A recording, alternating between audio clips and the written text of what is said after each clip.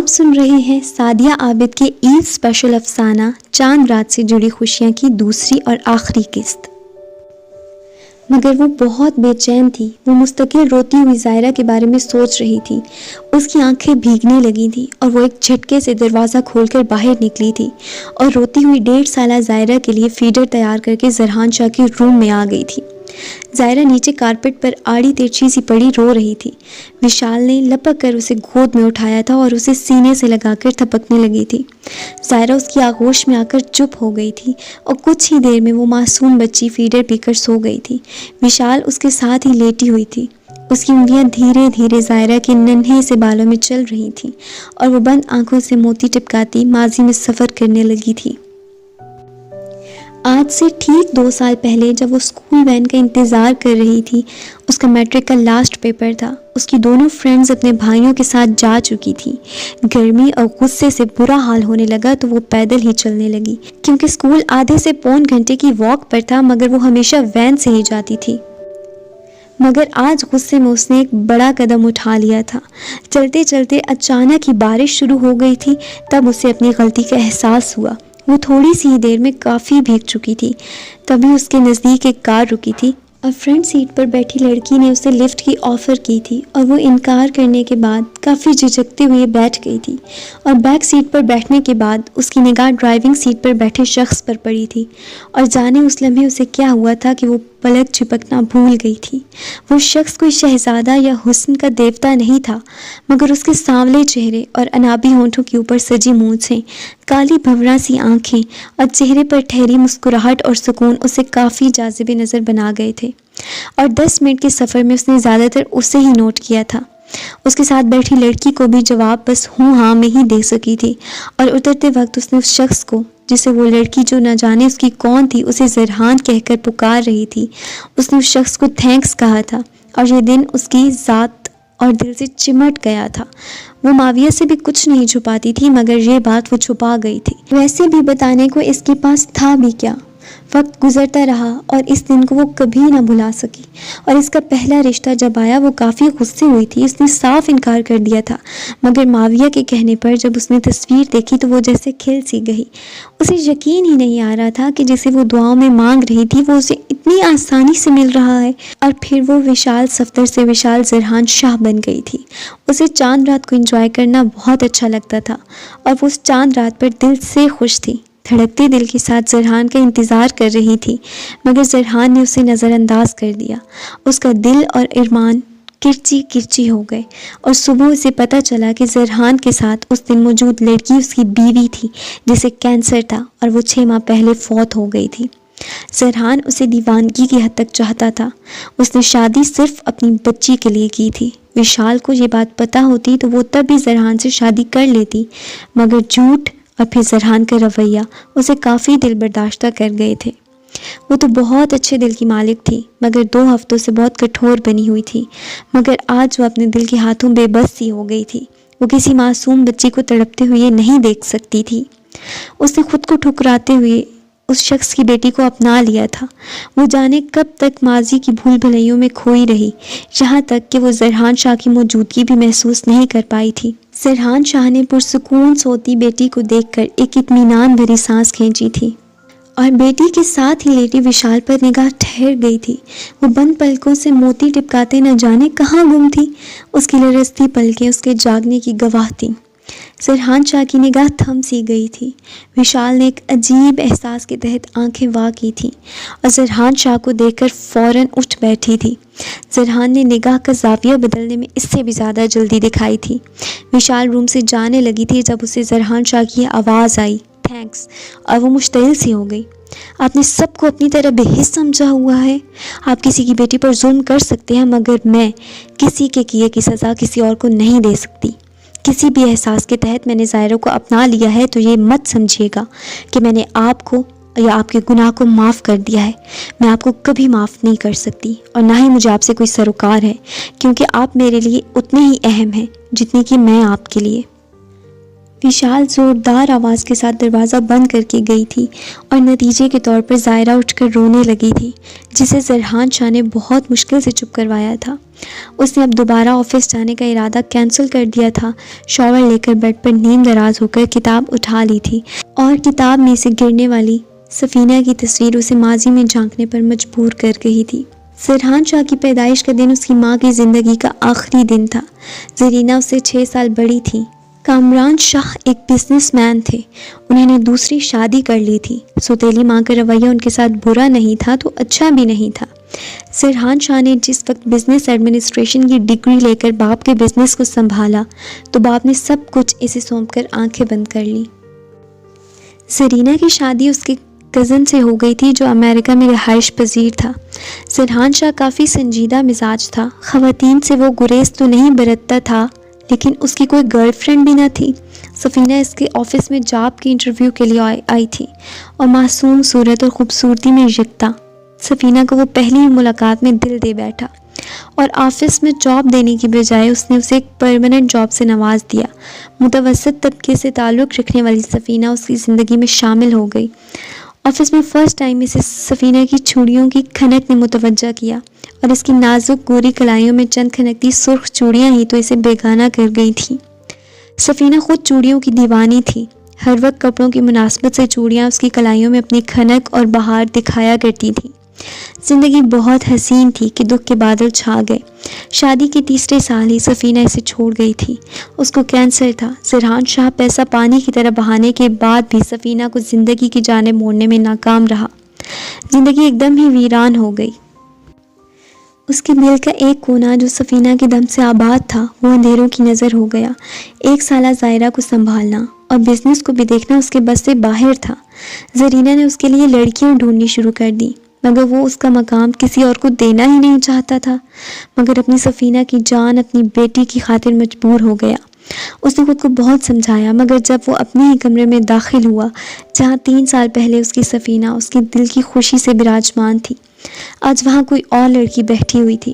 اس کی آنکھوں میں آنسو آ گئے تھے۔ سفینہ کی یادیں دل کے دریچوں پر دستک دینے لگی اور وہ اس بے قصور لڑکی کو فراموش کر گیا۔ مگر واش روم سے نکلتے نکلتے وہ خود کو قابو کر چکا تھا، مگر یہاں صورتحال بدل چکی تھی۔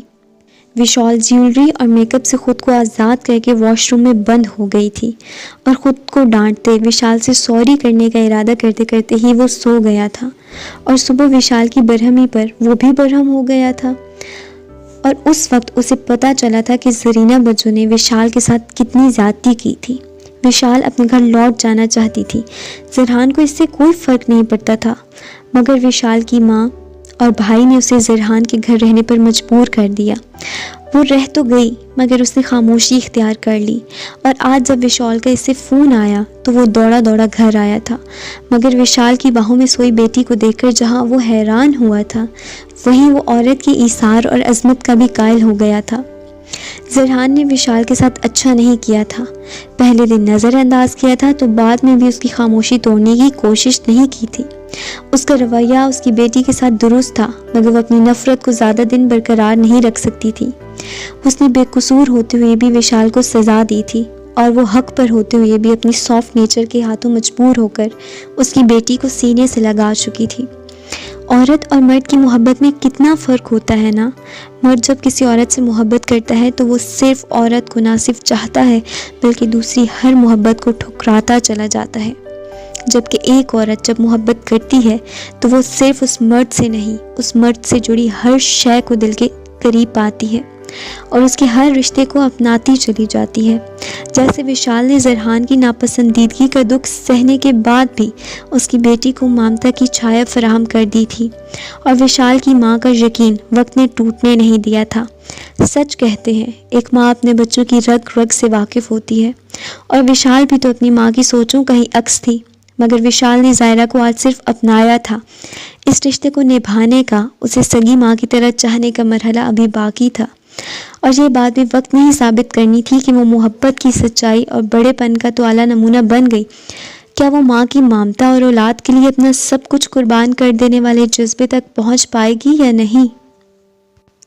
وشال وہ ظاہرہ کو بیڈ پر لٹا کر پلٹی تھی جب اس نے زرحان شاہ کی پکار سنی تھی، جسے وہ خاطر میں نہ لاتی باہر نکلنے کو تھی، مگر زرحان شاہ نے ٹاول بیڈ پر اچھال کر وشال کو دروازے میں ہی روک لیا تھا۔ میں نے شاید آپ ہی کو مخاطب کیا تھا، مگر آپ میں خود کو کچھ نہیں سمجھتی۔ اگر ایسا کرتی تو آج کم از کم یہاں نہ ہوتی، وشال نے جھٹکے سے اپنی کلائی آزاد کرواتے ہوئے نہایت غصے میں کہا تھا۔ زرحان شاہ نے طیش کے عالم میں لب بھینچ لیے تھے اور محض وشال کی پشت کو گھور کر رہ گیا، اور جب وہ چیزوں کی اٹھا پٹخ میں مصروف تھا کہ اس کا سل گنگنانے لگا۔ موم، آپ پریشان نہ ہو، میں آپ کو ایئرپورٹ سے ٹھیک ٹائم پر ریسیو کر لوں گا۔ جی بالکل، اوکے، خدا حافظ۔ اس نے سیل آف کیا تھا اور کچھ سوچتے ہوئے اپنے روم سے نکلا تھا۔ آپ آخر یہ کیا کر رہے ہیں؟ کس سے پوچھ کر میری وارڈروب کو ہاتھ لگایا ہے؟ میں آپ سے پوچھ رہی ہوں۔ وہ اس کی سنے بغیر اپنے کام میں مصروف تھا۔ وشال نے اس کے ہاتھ سے ہینگر کھینچا تھا۔ زرحان شاہ نے پوری الماری خالی کر دی تھی اور سامان اٹھا کر وشال کے روم سے باہر نکل گیا تھا۔ وشال نہ سمجھی کہ عالم میں تنتناتی ہوئی دوبارہ اس کے سر پر پہنچ گئی تھی۔ میں پوچھتی ہوں، آپ کس کی اجازت سے میرا سامان اپنے روم میں لائے ہیں؟ آپ نے جس مقصد کے تحت مجھ سے بندھن باندھا تھا، وہ ڈیوٹی میں پوری ایمانداری سے نبھا رہی ہوں، تو اس سب ڈرامے کی کیا ضرورت ہے؟ وشال پرسکون سے انداز میں تیاری کرتے زرحان شاہ سے کہہ رہی تھی، جو سارا سامان کمرے میں چھوڑ کر آئینے کے سامنے کھڑا بال بنا رہا تھا۔ ڈرامے میں نہیں، آپ کرتی پھر رہی ہیں، اور آپ سمجھتی ہیں کہ میں یہاں آپ کو بیوی کا حق دینے کی نیت سے لایا ہوں، تو آپ غلطی پر ہیں، کیونکہ موم واپس آ رہی ہیں۔ زرحان شاہ کی سوتیلی ماں، جو اپنے سگے بیٹے کے ساتھ امریکہ میں رہتی تھی اور جس روم میں آپ نے ڈیرا جمایا ہوا ہے، وہ موم کا ہے، اور میں ویسے بھی نہیں چاہتا کہ ہمارے ادھورے رشتے کی تلخیوں کی بھنک بھی موم کو پڑے۔ وہ مکمل اس کی جانب گھوما تھا، جبکہ وہ تو اس کی پہلی بات پر ہی اٹک گئی تھی۔ اس نے کتنی بڑی بات کتنی آسانی سے کر دی تھی۔ اس نے بمشکل آنکھوں کو بہنے سے روکا تھا اور چہرے کو جھکا کر آنسوؤں کو آنکھ کی دہلیز عبور کرنے سے روک کر اسے چہرہ اٹھایا تھا جو ضبط کے مارے لہو چھلکا رہا تھا۔ واہ زرحان شاہ، کیا کہنے ہیں آپ کے! ہر طریقے سے میں ہی قصوروار ہوں۔ آپ نے صرف اپنی بیٹی کو ماں دینے کے لیے میرے ساتھ جو کیا ہے وہ آپ کو نظر نہیں آتا۔ میرا تماشا بناتے تو آپ کو غیرت نہیں آئی، مگر خود تماشا بننے کی وجہ سے خوف زدہ ہیں۔ مگر کان کھول کر سن لے مسٹر زرحان شاہ، اگر آپ کو بیوی کی ضرورت نہیں ہے تو میں بھی آپ جیسے شوہر کی تمنا نہیں رکھتی۔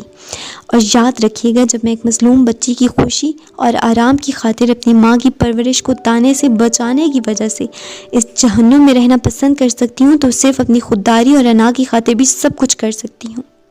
ایک عجیب سی مسکراہٹ چہرے پر لاتے ہوئے کہا تھا، اور تھوڑا سا آگے بڑھ کر روم فریج کھولا اور فروٹ کی ٹوکری میں سے چھری نکالی تھی۔ زرحان شاہ کے کچھ بھی سمجھنے سے پہلے ہی وہ چھری کو اپنی گوری کلائی پر پھیرتی چلی گئی تھی۔ زرحان شاہ ششدر سا اس کی کلائی سے نکلتے خون کو دیکھ رہا تھا۔ وشال، تم نے یہ کیا کیا؟ وہ لپک کر اس تک آیا تھا اور وہ زرحان شاہ کو دیکھ کر درد کے باوجود مسکرا دی تھی۔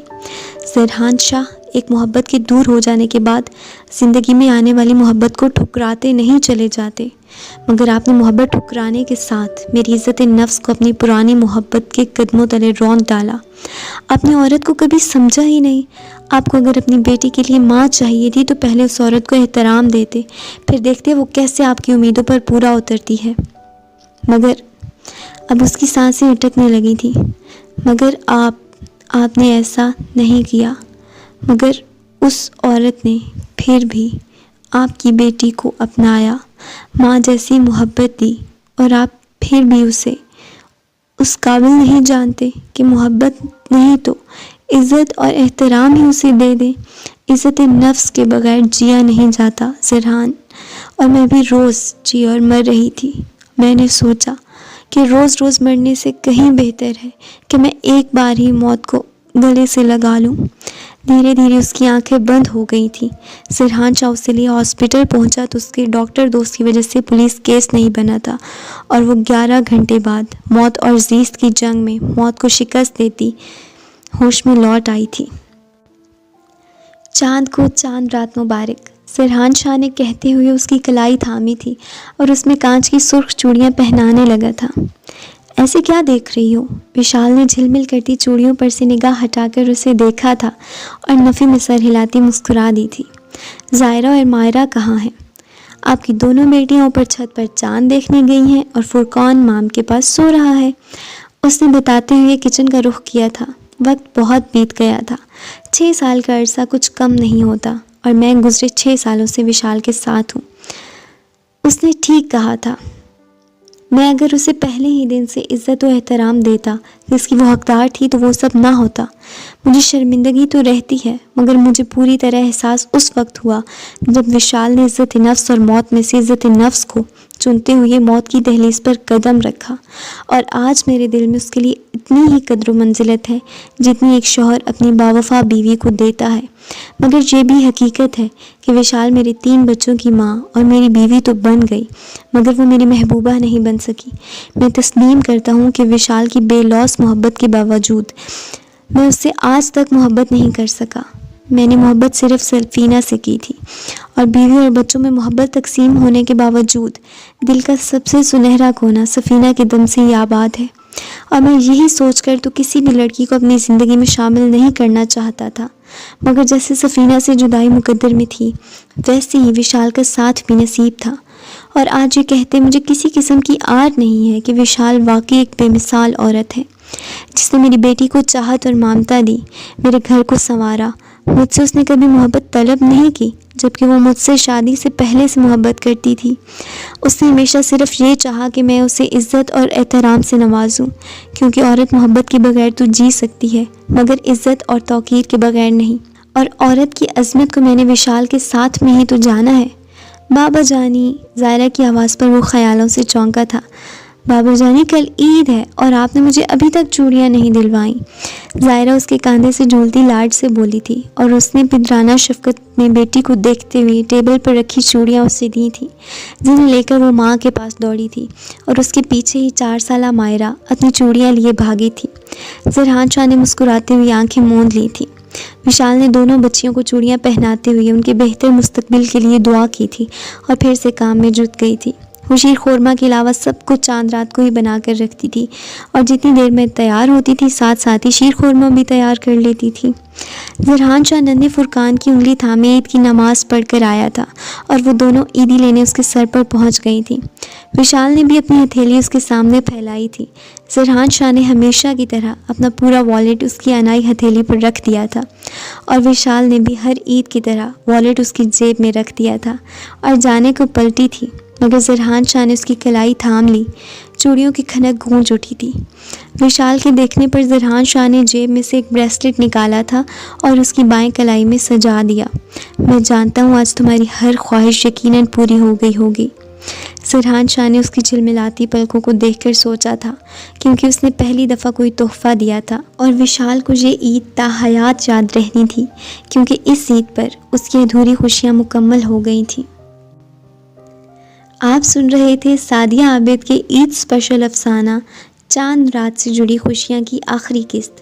نئے ناول کے ساتھ جلد حاضر ہوں گے۔ اللہ حافظ۔